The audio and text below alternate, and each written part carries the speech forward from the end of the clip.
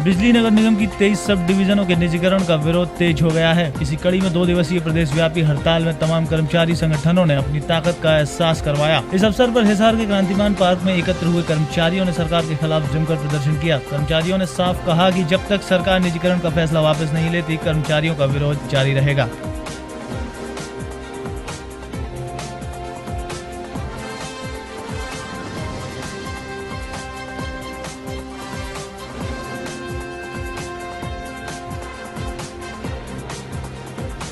आज का जो हमारा हड़ताल है ये पिछले 2 महीने से हमारा आंदोलन चलाया हुआ है।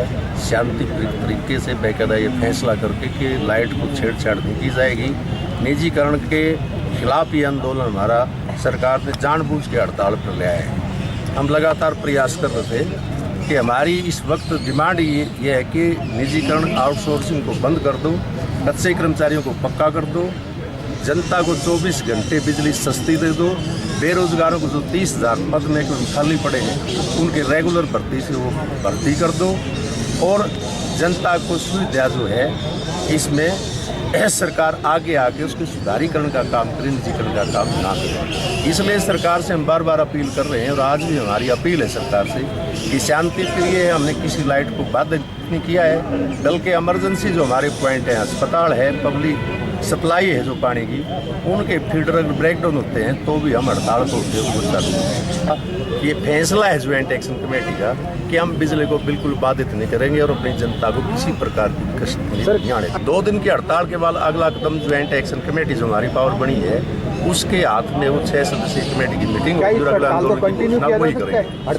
आज ये जो 29 और 30 को जो बिजली कर्मचारियों द्वारा 23 सब डिवीजन निजी हाथों में दिया जा रहा है, उसके विरोध में जो हड़ताल है, हम इनका पूरा समर्थन करते हैं और इनकी जायज़ हड़ताल है। और सरकार को सद्बुद्धि लेनी चाहिए कि सरकार ने चुनाव में वायदे क्या क्या किए थे उसके बिल्कुल विपरीत जारी है। सबके साथ सबके विकास की बात कर रहे थे, आज कहीं रोजगार नहीं दे रहे, शिक्षा नहीं दे रहे, जिनके पास रोजगार है उनको भी छीना जा रहा है। ये जो बिजली का निजीकरण किया जा रहा है ये एक शुरुआत है और पूरी तौर पे तमाम महकमों को निजी हाथों में देंगे, जिससे आम जो गरीब जनता, किसान, मजदूर, महिलाएं हैं वो सबसे ज़्यादा प्रभावित होंगी। ये केवल बिजली कर्मचारियों का ही सवाल नहीं है, ये आम जनता का सवाल है और इसके खिलाफ डट के आम जनता है वो लड़ेगी। और अभी जिस तरह से काले कानून लगा के एस्मा वगैरह वो ऐसे दबाया नहीं जा सकता, जबकि कर्मचारियों ने पहले ही कहा था कि हम बिजली को नहीं रोकेंगे। डरा रहे हैं, उससे जनता में और ज़्यादा गुस्सा उत्पन्न हो रहा है और जनता इस सरकार को जब चुन के बैठा सकती है तो इनको नीचे भी उतार सकती है। इन नीतियों के विरोध में इनको सबक सिखाएगी जनता और जनवादी महिला समिति पूरी तरह शामिल।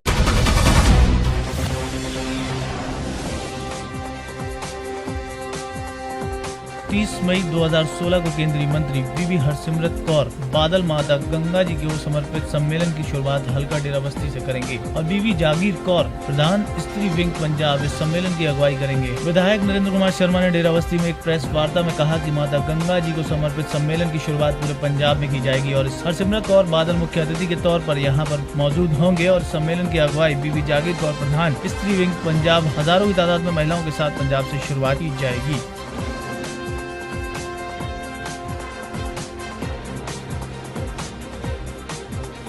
मेन तो जी 30 तरीक को सवेरे 10 बजे साढ़े केंद्रीय मंत्री food processing minister Biba Harsimrat Kaur Badal जी साढ़े हल्के पहली बारी जो आ रहे हैं, सो उन्होंने वैलकम करने वास्ते और इस्त्री विंग का माता गंगा जी के नाम से बहुत बड़ा इस्त्री समागम जोड़ा हो गया, उस वास्ते सारे वैलकम करने वास्ते अज की प्रेस कॉन्फ्रेंस रखी और उस सरकार दी प्राप्तियां, सरकार दी स्कीमां, केंद्र और स्टेट सरकार दी बीबियां तक पहुँचाने वास्ते मेन इशू का डेराबस्सी की जा रही है, पहला भी हो चुकी है। डेराबस्सी शुरुआत की बीबी जगीर कौर जी प्रधानगी करेंगे, मुख मेहमान बीबा हरसिमरत कौर बादल जी। ठीक है।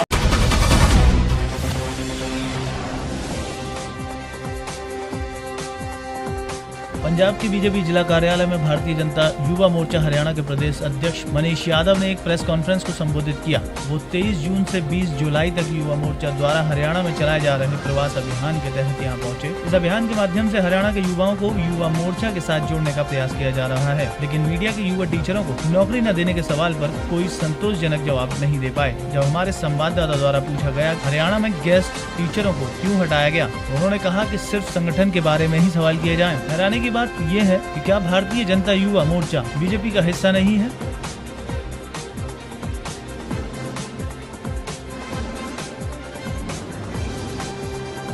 की ओर से एक अभिनंदन स्वागत कार्यक्रम जिसमें आज उनकी शाम हो रही है। इस पूरे कार्यक्रम का उद्देश्य आगामी योजनाओं को लेकर नौजवानों के बीच में कैसे अपने संगठन का विस्तार हो और एक बड़ी रचना जिसमें निरंतर हमने काम किया उसमें हम सफलता हासिल करें। एक बूथ 10 यूथ, प्रत्येक बूथ में 10 यूथ भारतीय जनता युवा मोर्चा का हो, इस लक्ष्य के साथ आने वाले कार्यकाल में भारतीय जनता युवा मोर्चा काम करेगा।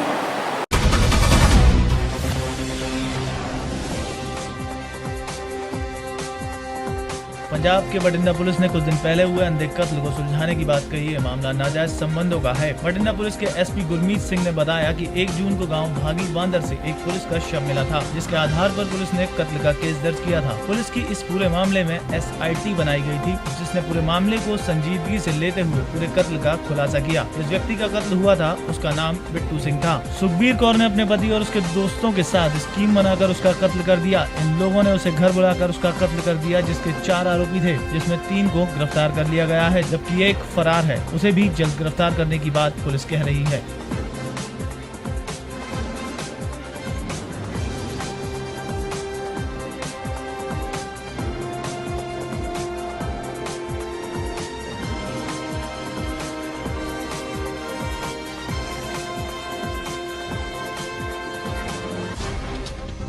ਇੱਕ 1/6/2016 ਨੂੰ ਸਾਨੂੰ ਇਤਲਾਹ ਮਿਲੀ ਸੀ ਵੀ ਇੱਕ ਡੈੱਡ ਬੋਡੀ ਜਿਹੜੀ ਹੈਗੀ ਆਦਮ ਸ਼ਨਾਖਤ ਪਈ ਹੈ ਭਾਗੀ ਬਾਂਦਰ ਪਿੰਡ ਦੇ ਖੇਤਾਂ ਵਿੱਚ, ਜਿਸ 'ਤੇ ਅਸੀਂ ਡੈੱਡ ਬੋਡੀ ਮੌਕੇ 'ਤੇ ਪੁੱਜ ਕੇ ਮੈਂ ਡਿਪਟੀ ਸਾਹਿਬ ਤੇ SHO ਸਾਹਿਬ ਤੇ ਸਾਹਿਬ ਮੇਜਰ ਸਿੰਘ ਇਹ ਜਾ ਕੇ ਡੈੱਡ ਬੋਡੀ ਸ਼ਨਾਖਤ ਕਰਵਾਈ ਸੀ। ਅਤੇ ਇਹ ਡੈੱਡ ਬੋਡੀ ਬਿੱਟੂ ਸਿੰਘ ਪੁੱਤਰ ਗੁਰਨਾਮ ਸਿੰਘ ਵਾਸੀ ਬੰਗੀ ਰੋਲਦੂ ਸਿੰਘ ਦੀ ਸੀ।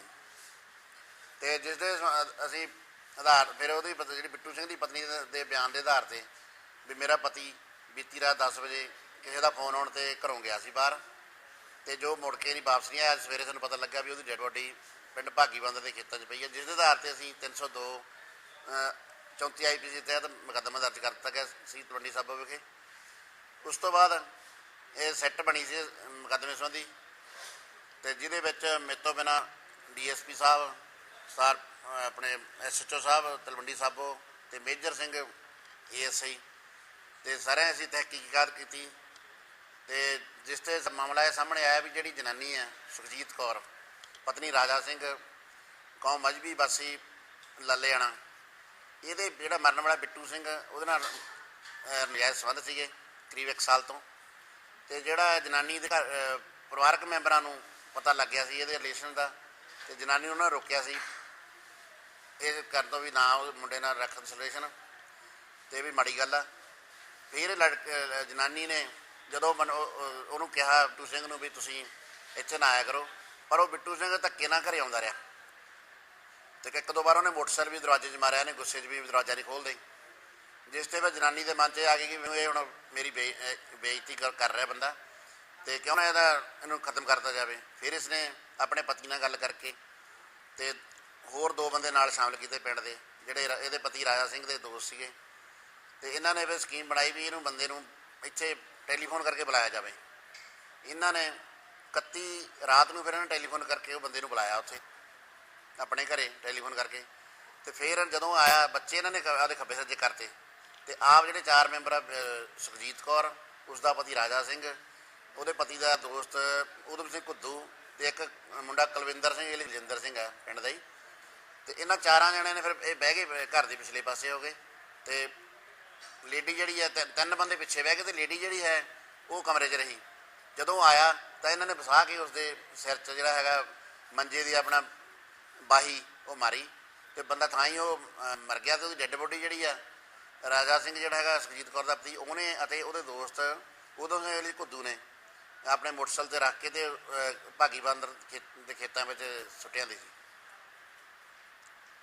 ਹੁਣ ਤੱਕ 4 ਦੋਸ਼ੀਆਂ ਵਿੱਚੋਂ 3 ਗ੍ਰਿਫਤਾਰ ਕਰ ਲਏ ਨੇ, 1 ਦੋਸ਼ੀ ਅਜੇ ਫਰਾਰ ਆ ਤੇ ਤਫਤੀਸ਼ ਜਾਰੀ ਆ, ਉਹਨੂੰ ਵੀ ਜਲਦ ਅਸੀਂ ਫੜ ਲਾਂਗੇ।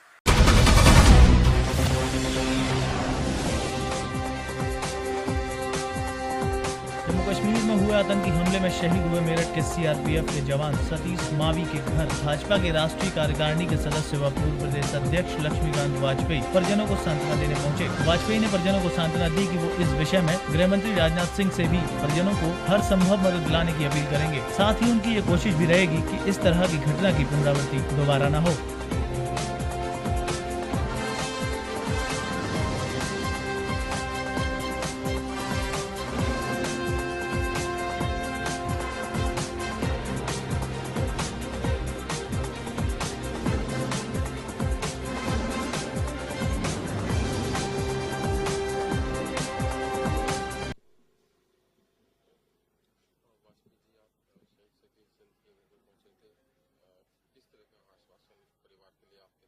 निश्चित तौर पर सीआरपीएफ के अपने जवान जो घात लगाकर आतंकवादियों के हमले के कारण शहीद हुए, उनके परिवार में मैं आज आया था। उस दिन तो मैं बाहर था और परिवार से मैं मिला भी हूं और दुख भी मैंने व्यक्त किया है। और उस शहीद के चरणों में मैं अपनी ओर से और अपनी पूरी पार्टी भारतीय जनता पार्टी की ओर से श्रद्धा सुमन अर्पित करने आया हूं। और मैंने उनके पिताजी को इस बात के लिए कहा है, क्योंकि सीआरपीएफ माननीय राजनाथ सिंह जी गृह मंत्री जी के अंतर्गत आती है, मैं उनको आज ही इस बारे में, वैसे सब तथ्य उनकी जानकारी में है, घटना और सब उसके बाद के इंतजाम, जो कुछ भी नियमानुसार व्यवस्था बनती है वो यथाशीघ्र परिवार तक पहुंचे, ये बात मैं वहां तक जरूर पहुंचाऊंगा। और मेरा ये मत है कि जो कुछ भी भारत सरकार प्रयास कर रही है आतंकवादी घटनाओं को रोकने में, उसमें उसको सफलता मिले और शायद आतंकवादी घटना ये अंतिम हो, ऐसी मेरी प्रार्थना है।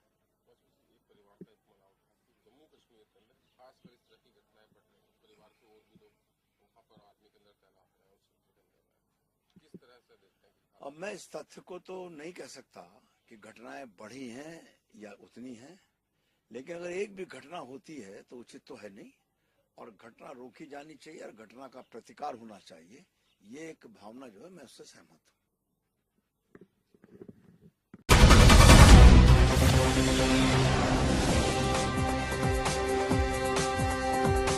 सदर कोतवाली क्षेत्र में आपसी विवाद को लेकर राजपूत और यादवों में जमकर खूनी संघर्ष हो गया। इस दौरान फायरिंग भी हुई, जिसमें 2 लोग गंभीर रूप से घायल हो गए। आनंद फानन में घायलों को जिला अस्पताल पहुंचाया गया, जहां हालत गंभीर होने पर चिकित्सकों ने दोनों घायलों को वाराणसी के लिए रेफर कर दिया।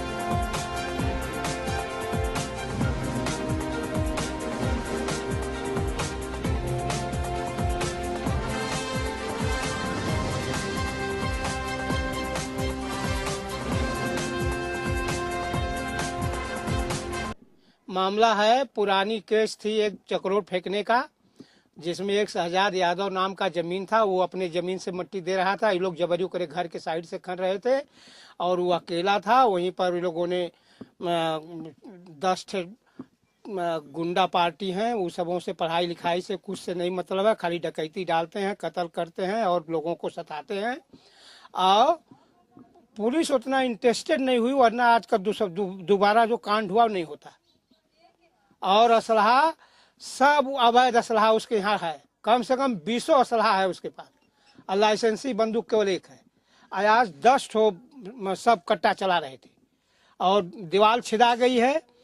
2 भाई, हमारे एक भाई एक भतीजा को गोली मारी गई और उसके बाद और लोगों को दौड़ाया, संजोगा रहा कि इधर उधर सब भाग गए। इतने मन बढ़ू ये लड़के हैं, नहीं किया, एकदम नहीं किया।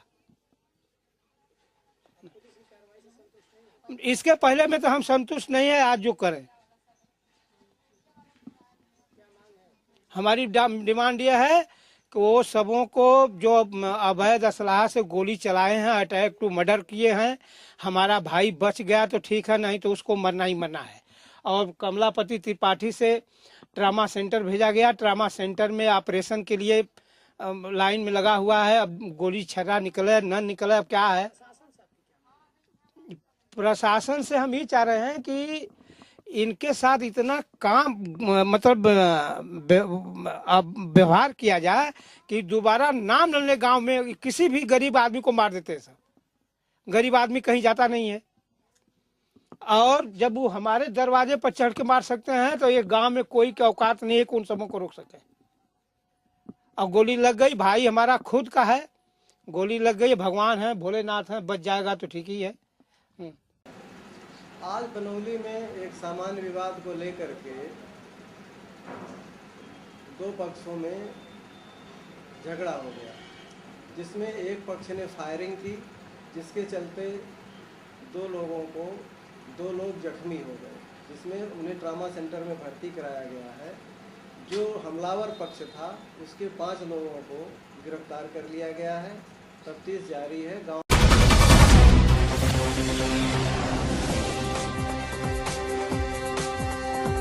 गुरु ग्रंथ साहिब की बेअदबी के मामले को लेकर बठिंडा डीसी दफ्तर के बाहर एक निजी संस्था की ओर से धरना प्रदर्शन किया गया, जिसमें पहुंचे सभी सिखों ने सरकार की निंदा की। सरकार के प्रधान ने जानकारी देते हुए बताया कि पिछले 1 साल से ग्रंथ साहब की बेअदबी के मामले बढ़ते ही जा रहे हैं और दोषियों को पकड़ा भी नहीं जा रहा।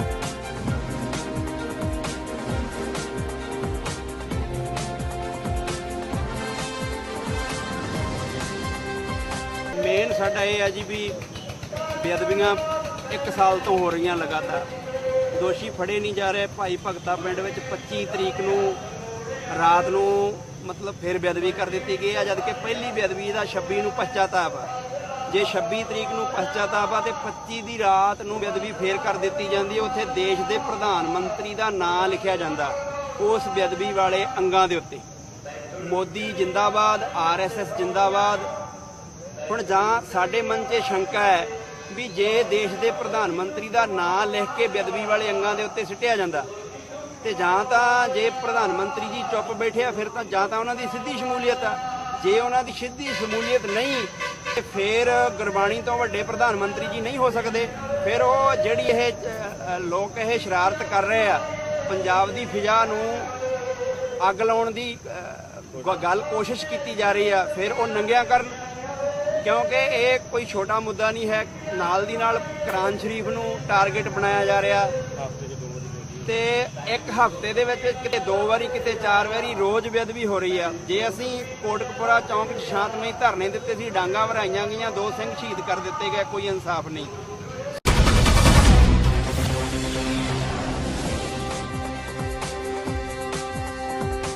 उत्तरपाड़ा में गैरेज व्यवसायी पर अज्ञात हमलावरों ने बंदूक की बट से हमला किया, जिसमें वो बुरी तरह से घायल हो गए। स्थानीय लोगों की मदद से उन्हें उत्तरपाड़ा स्टेट जनरल अस्पताल में भर्ती करवाया गया, जहां प्राथमिक उपचार के बाद डॉक्टरों ने उन्हें छोड़ दिया। घायल व्यवसायी का नाम गौतम विश्वास है। पूरी घटना की लिखित शिकायत उत्तरपाड़ा थाने में दर्ज कराई गयी। पुलिस मामले की तफ्तीश करने में जुटी है।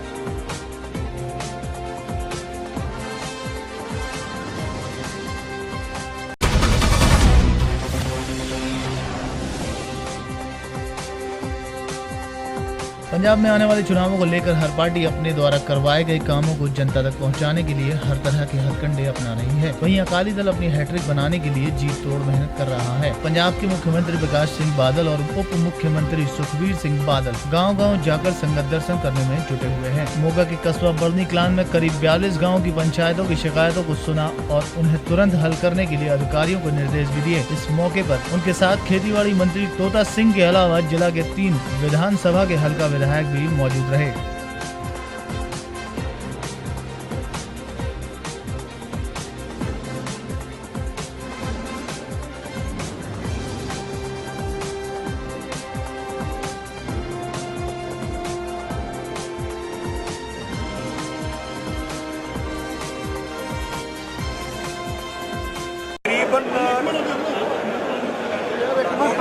जिले लगता सारे शहरों के मिलाप लोग लगता 150 करोड़ के उत्ते डिवेलपमेंट का एहसास दे रहे हैं।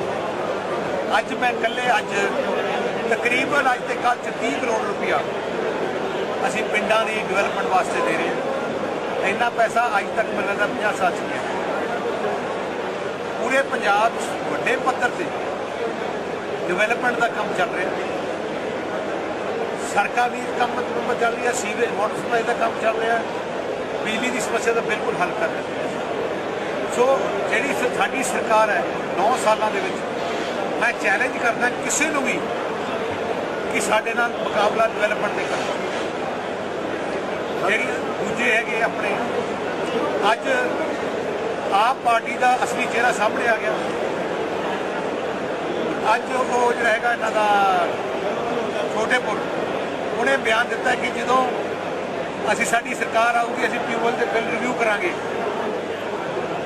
ਤੇ ਦੂਜੇ ਕਿਸਾਨਾਂ ਨੂੰ ਨਹੀਂ ਦੇਵਾਂਗੇ। ਹੌਲੀ ਹੌਲੀ ਇਹਨਾਂ ਨੇ ਸਾਰਾ ਕੁਝ ਹੀ ਬੰਦ ਕਰ ਦੇਣਾ। ਐਂਟੀ ਪੰਜਾਬ ਪਾਰਟੀ ਹੈ, ਬਦਨਾਮ ਕਰਤੇ ਪੰਜਾਬੀਆਂ ਨੂੰ ਲੱਗੀ ਹੈ। ਉਵੇਂ ਹੀ ਕਾਂਗਰਸ ਹੈ। ਕੈਪਟਨ ਸਾਹਿਬ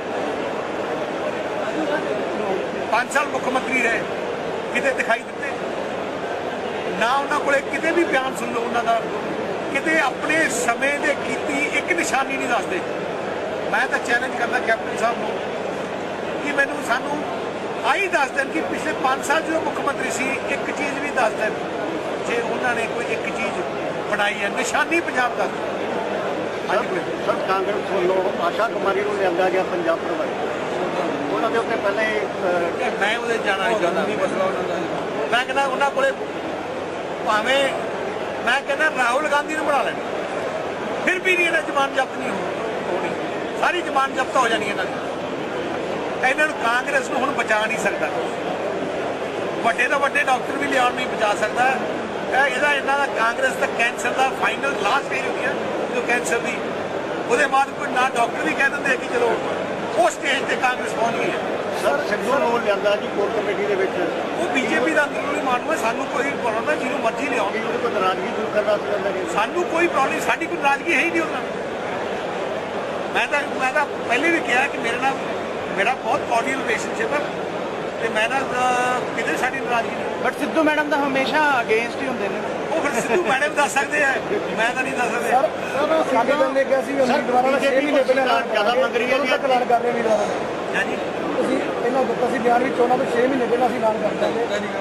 ਅਸੀਂ ਨਹੀਂ ਦਿੱਤਾ ਸੀ। ਆਹ ਟੋਪੀ ਵਾਲਿਆਂ ਨੇ ਤੇ ਕਾਂਗਰਸ ਵਾਲਿਆਂ ਨੇ ਕਿਹਾ ਸੀ। ਆਪਣਾ ਐਲਾਨ ਕਦੋਂ ਹੋ ਰਿਹਾ ਜੀ? ਅਸੀਂ ਤਾਂ ਲੋਕਾਂ ਨੂੰ ਪਤਾ ਹੀ ਹੈ, ਅਸੀਂ ਮੋਰਲੈਸ ਅਸੀਂ ਫਾਈਨਲ ਕਰ ਹੀ ਜਾ ਰਹੇ ਹਾਂ।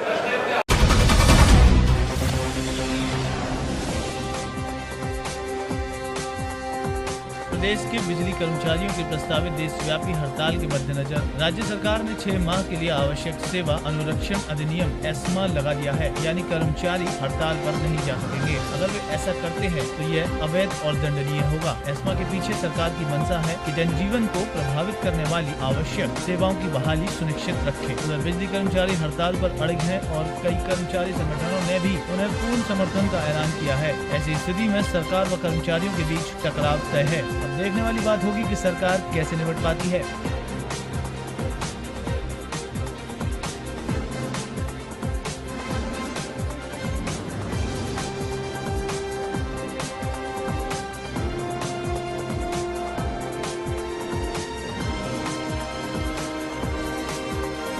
और जिस प्रकार से प्रदेश में कर्मचारियों का आंदोलन है और 29 और 30 तारीख को हड़ताल होनी निश्चित है, उसमें जो एस्मा का प्रावधान किया गया है, ये लगता है इसकी ज़रूरत नहीं थी। केवल डर बिठाने के लिए एस्मा लगाई गई। जो प्रजातंत्र में अगर कोई इस प्रकार से कर्मचारी करें, कोई तोड़ फोड़ करें, कोई इस प्रकार की आगजनी करें, तब तो कोई ना कोई प्रश्न उठता है एस्मा लगाने का। परंतु अभी तो किसी प्रकार की हड़ताल हुई भी नहीं थी, इससे पहले ही एस्मा लगाई गई। हमारी पार्टी कर्मचारियों के आंदोलन को समर्थन देती है और उनकी जायज़ मांगों को मानने के लिए सरकार को कहती है और उन कर्मचारियों के इस आंदोलन का समर्थन करती है।